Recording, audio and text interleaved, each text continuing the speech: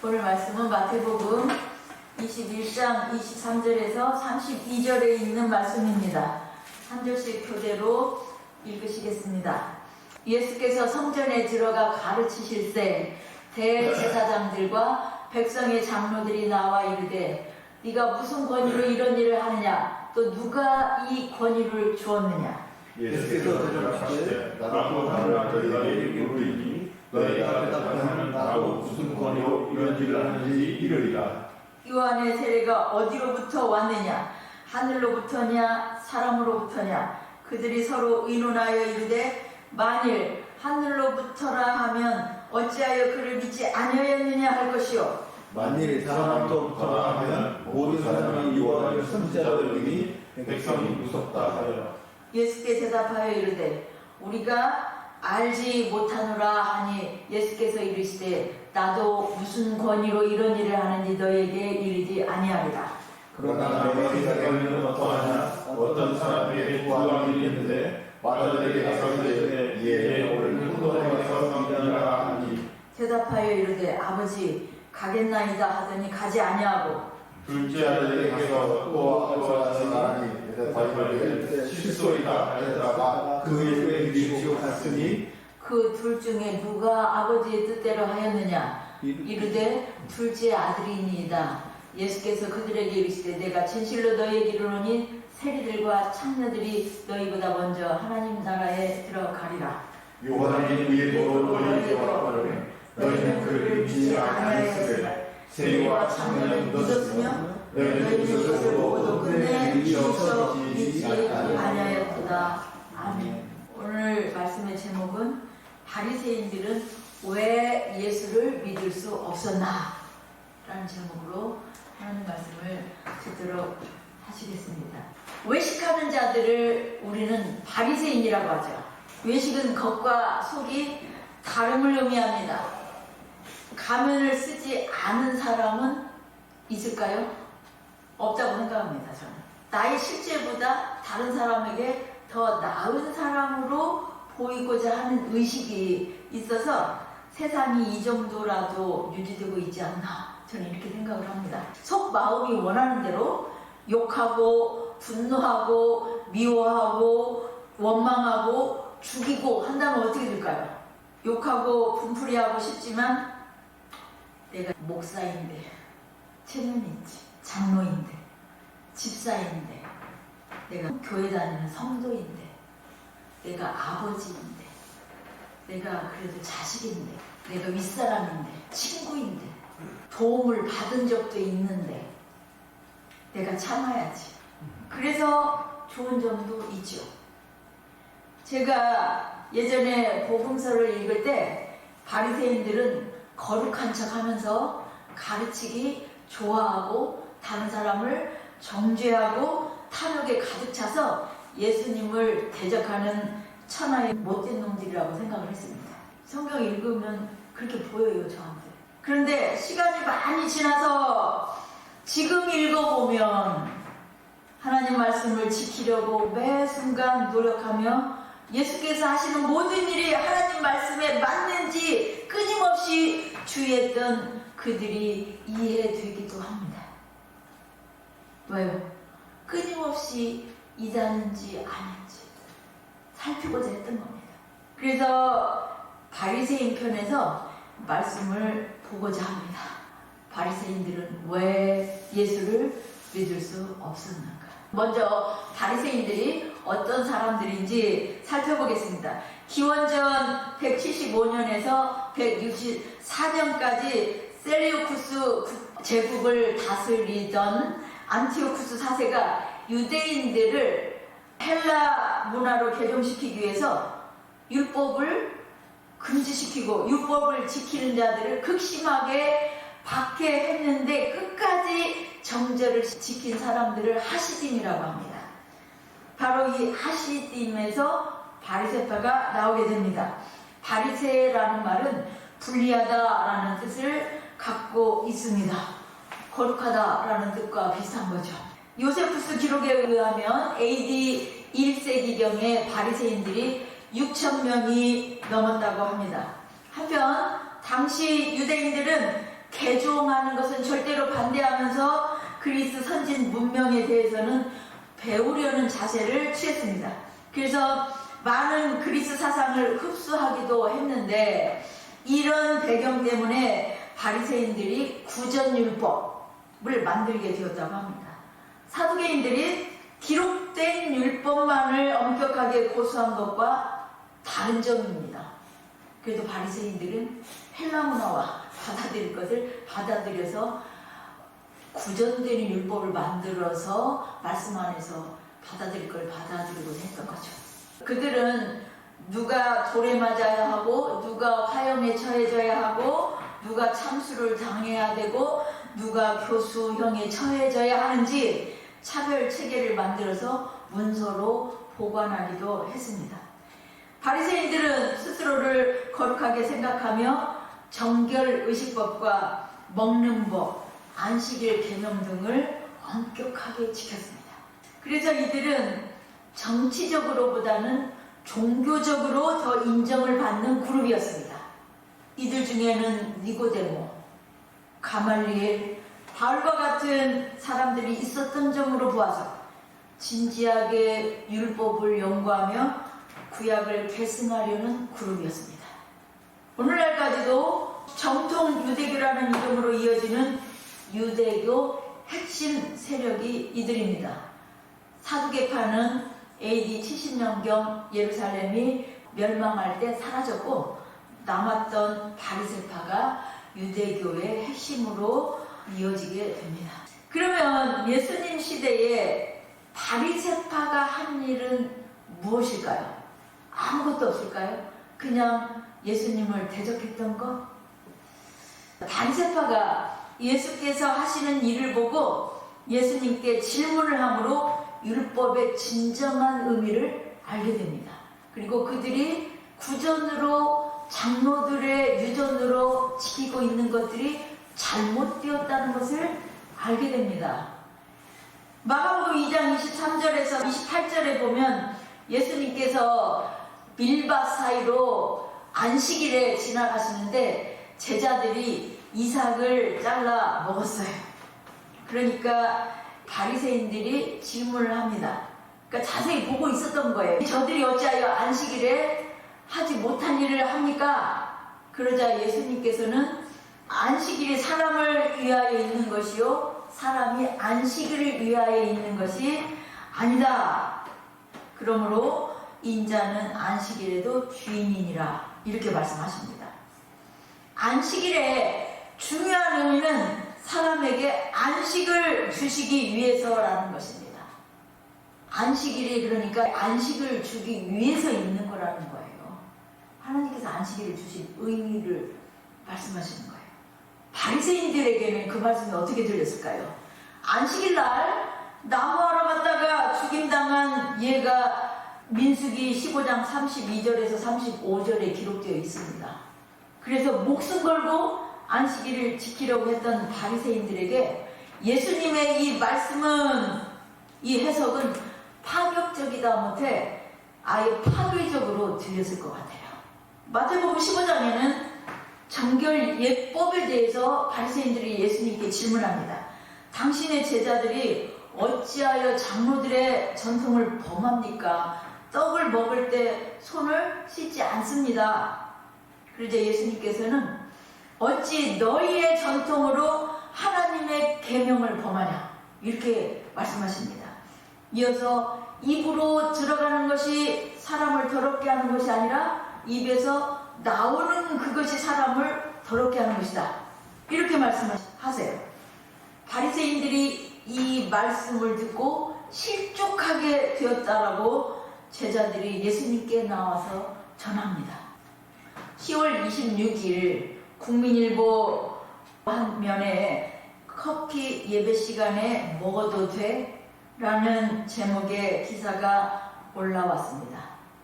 미국의 유명한 어떤 목사님이 SNS에 올린 단상이 미국에서 열띤 논쟁을 일으켰고 존 파이퍼 목사님은 경건함과 두려움으로 하나님을 기쁘게 섬길지니라는 히브리서 말씀을 첨부해서 반대 의견을 올렸습니다. 엄숙한 예배당에 그 테이크아웃 용기에 담긴 커피를 들고 들어온다는 것 자체를 아주 발상 자체가 충격적이다 라고 말하는 사람들이 있는가 하면은 잠을 깨우는 목적이 있어서 이 커피를 예배당 안에 갖고 오는 것은 말씀을 받을 준비로 본다는 찬성의 의견도 적지 않았습니다. 그래서 이제 국내에서는 어떤지 목사님들께 질문을 합니다. 이 예배당 안에 커피를 들고 와서 마시는 것과 들고 오지 않는 것이 어떤 것이 바른 예배 자세냐라는 것을 목사님들께 질문을 한 겁니다. 그랬더니 반대하는 목사님들의 의견은 커피를 들고 와서 마시면서 예배하는 것은 예배 드린다는 것보다 예배 본다는 느낌이 든다. 이렇게 말씀을 하시는 분도 계시고, 예배에 방해가 된다.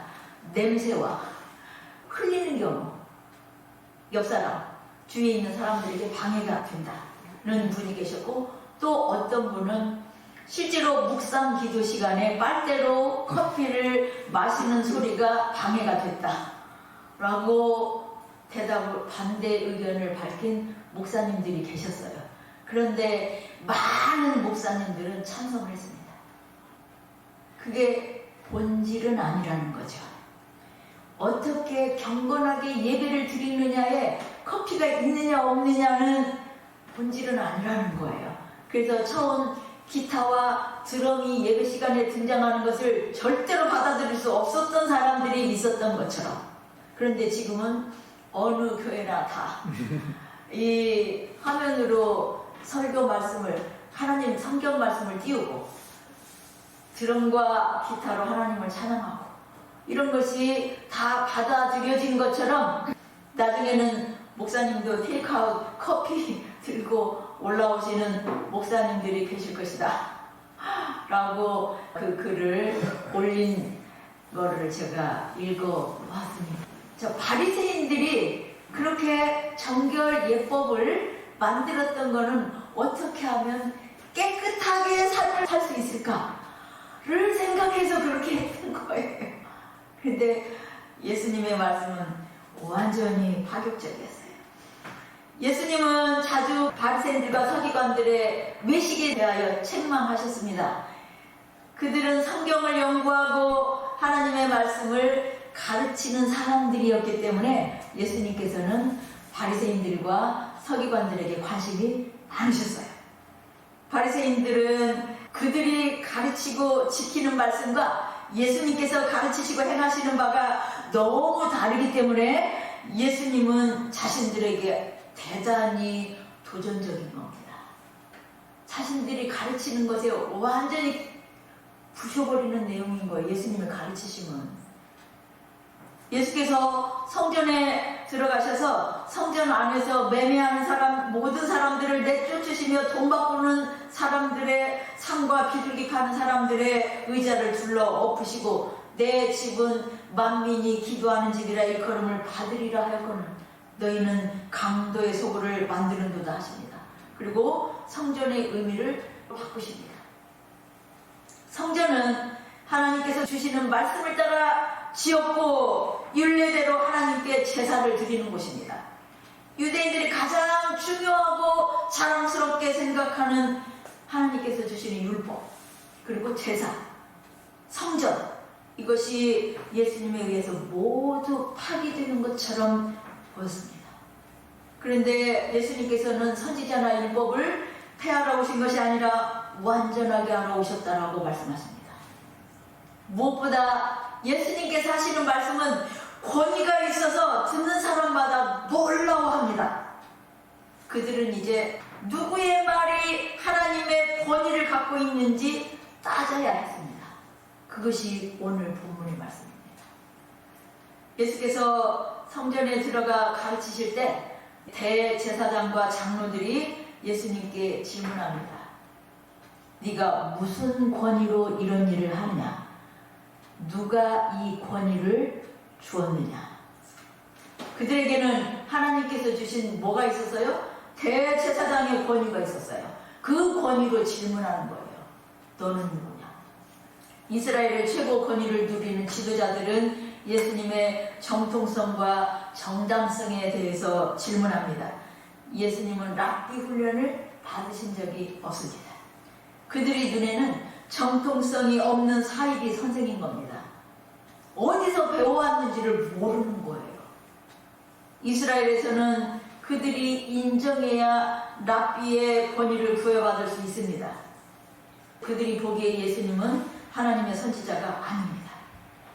그러므로 이 예수께서 어떻게 대답하시든지 간에 그들은 그 답을 문제 삼을 만반의 준비가 되어 있습니다. 그래서 질문한 거예요. 뭐라고 대답하더라도 문제가 되게 되어 있습니다.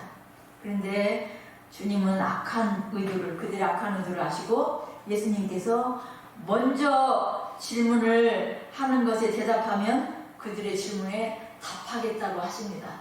그들의 질문에 주님께서 질문으로 답을 한 것입니다. 그들에게 예수님께서 하시는 질문은 요한의 세례가 하늘로부터 온 것인지 혹은 사람에게서 온 것인지 묻습니다. 요한의 세례는 요한이 하나님께서 보내신 선지자인지 또는 선지자가 아닌데 선지자인 척 하고 세례를 준 것인지 이것에 대해서 묻는 질문입니다. 요한의 권위예요. 요한의 권위를 너희가 인정을 하느냐? 라고 질문을 하신 겁니다. 대제사장들과 장로들이 서로 의논했지만 답을 할 수가 없었습니다. 자신들의 함정에 빠진 거예요. 요한이 하늘로부터 왔다고 인정하는 것은 그들에게 자존심을 상하게 하는 일입니다. 요한은 그들에게 심하게 말하며 회개하라고 외쳤던 선지자이기 때문입니다. 마태복음 3장 7절에서 8절 말씀을 보시겠습니다. 함께 읽으시겠습니다. 요한이 많은 바리새인들과 사두개인들이 세례 베푸는 대로 오는 것을 보고 이르되 독사의 자식들아 누가 너희를 가르쳐 임박한 진노를 피하라 하더냐. 그러므로 회개에 합당한 열매를 맺고 속으로 아브라함이 우리 조상이라고 생각하지 말라. 내가 너희에게 이르노니 하나님이 능히 이 돌들로도 아브라함의 자손이 되게 하리라. 바리새인들과 사두개인들도 세례 요한에게 나아갔지만 회개하고 세례를 받지는 않았어요. 그럼 뭐하러 간 거예요? 누가 요한에게 세례를 받으러 가는지 구경하러 간 겁니다. 무엇을 회개하고, 그러니까 그들은 저들이 회개하는 것이 맞는지 틀리는지 어떻게 하려고? 자기들 갖고 있는 율법에 대해서 지켜보려고 간 거예요. 자기네가 회개하려고 간 게 아닌 거예요. 그 이유를 누가는 그렇게 정확하게 기록합니다. 누가복음 7장 29절에서 30절 말씀입니다. 함께 읽으시겠습니다. 모든 백성과 세리들은 이미 요한의 세례를 받은지라. 이 말씀을 듣고 하나님을 의롭다 하되 바리새인과 율법 교사들은 그의 세례를 받지 아니함으로 그들 자신을 위한 하나님의 뜻을 저버립니다. 요한의 권위를 인정하지 않기 때문에 이 사람들은 예수님의 권위를 인정하면 안 되게 되어 있는 거예요. 세례 요한이 먼저 독사의 자식들아 회개에 합당한 열매를 맺어라 이렇게 말했거든요. 다른 죄인들 다 세리까지 장녀들까지 다 나와서 세례 받아도, 모든 백성들이 다 나와서 받아도 이 바리새인들은 안 받았어요. 율법 교사들 안 받았어요. 세례를. 그래서 하나님의 뜻을 저버렸다라고 누가는 명확하게 기록합니다. 이들은 요한이 예수님을 선포했기 때문에 요한이 선지자인 하나님의 권위를 인정할 수가 없었습니다. 그렇다고 요한이 사람으로부터 왔다라고 할 수도 없습니다. 사람들이 모두 요한을 하나님이 보내신 선지자라고 믿고 알고 있기 때문입니다. 수많은 순례객들이 예루살렘에 와 있는데 만일 대제사장들과 장로들이 요한의 권위를 하나님께서 보낸 선지자가 아니다라고 했다는 소문이 나면 이 폭동이 일어날 것이기 때문에 백성을 두려워했다라고 말씀하고 있는 거예요. 백성들을 두려워해서 모른다고 대답했어요. 모른다. 요한의 권위가 하나님께서 주신 것인지 아닌지 모른다. 이렇게 대답함으로써 그들은 바리새인들이 범한 용서받지 못할 죄를 대제사장들 그룹도 짓고 있습니다. 그러나 그들 생각에는 이것이 예수님에게 휘말리지 않을 유일한 대답이라고 한 거예요. 왜? 하나님으로부터 왔다고 할 수도 없고 사람의 권위다라고 할 수도 없으니까 그냥 예수님 그런 곤란한 질문을 역으로 하신 예수님께 휘둘리지 않으려면 몰라요 라고 대답을 한 거죠. 그랬더니 예수님께서는 재치있게 응답하십니다. 모른다고? 그렇다면 나도 몰라. 너희가 안 알려줘? 나도 안 알려준다. 예수님은 마치 그들의 마음을 잊고 있는 것처럼 얄밉게 빠져나갑니다. 그 질문을. 이어서 예수께서는 그들에게 두 아들을 비유로 말씀하십니다. 두 아들이 있는데 한 아들은 아버지가 오늘 포도원에 가서 일하라고 하니까 가겠습니다 라고 하고 안 갔고, 두 번째 아들은 싫습니다 했다가 뉘우치고 갔으니 누가 아버지 뜻대로 한 것이냐 그렇게 질문을 하신 거예요. 그러니까 그들이 두 번째 아들입니다. 아버지 뜻대로 행하는 건 두 번째 아들입니다 라고 대답을 했어요. 그랬더니 예수님이 이어서 하시는 말씀은 세리와 창녀들이 너희보다 먼저 하나님 나라에 들어가리라 하십니다. 요한이 의의 도로 너희에게 왔지만 너희는 그를 믿지 않았고 세리와 창녀는 믿었다는 겁니다. 너희들이 지금 인정하지 않고 있는 요한의 권위 모른다고 했지. 하나님의 권위로 왔다.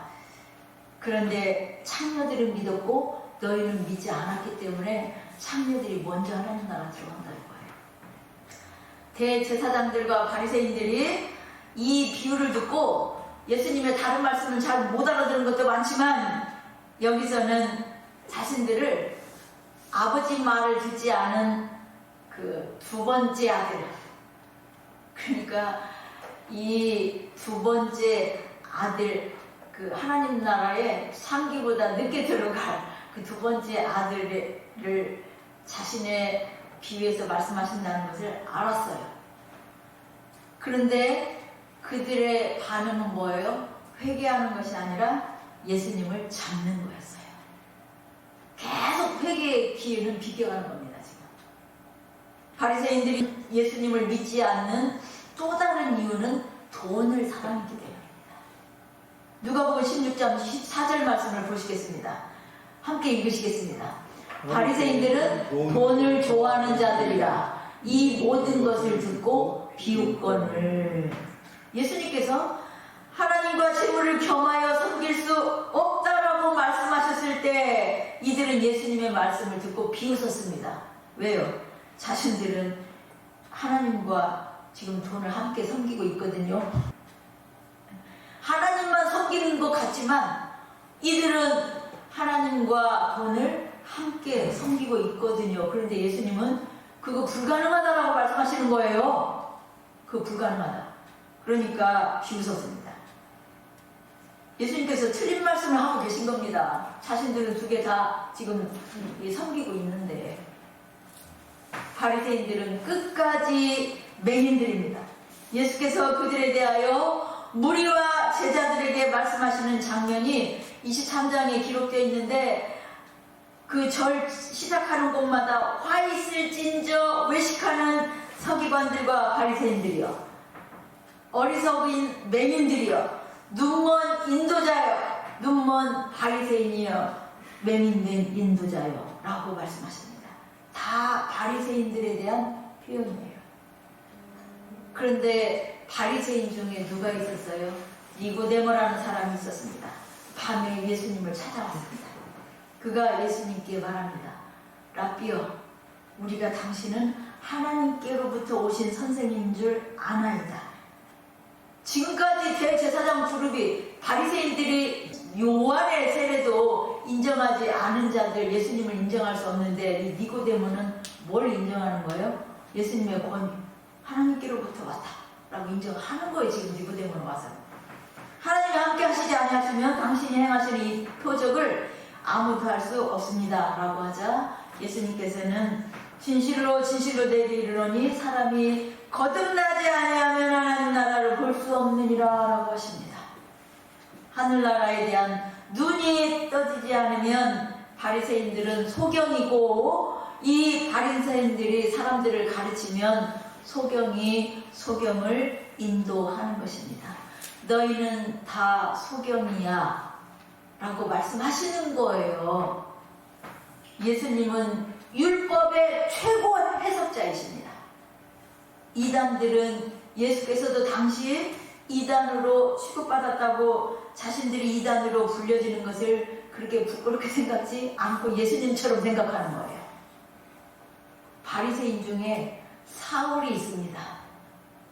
그는 자신을 바리새인 중에 바리새인이요 율법으로는 흠이 없는 자라고 말했습니다.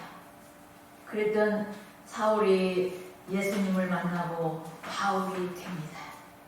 그의 모든 율법적인 지식이 예수 그리스도를 증거하는 데 사용됩니다.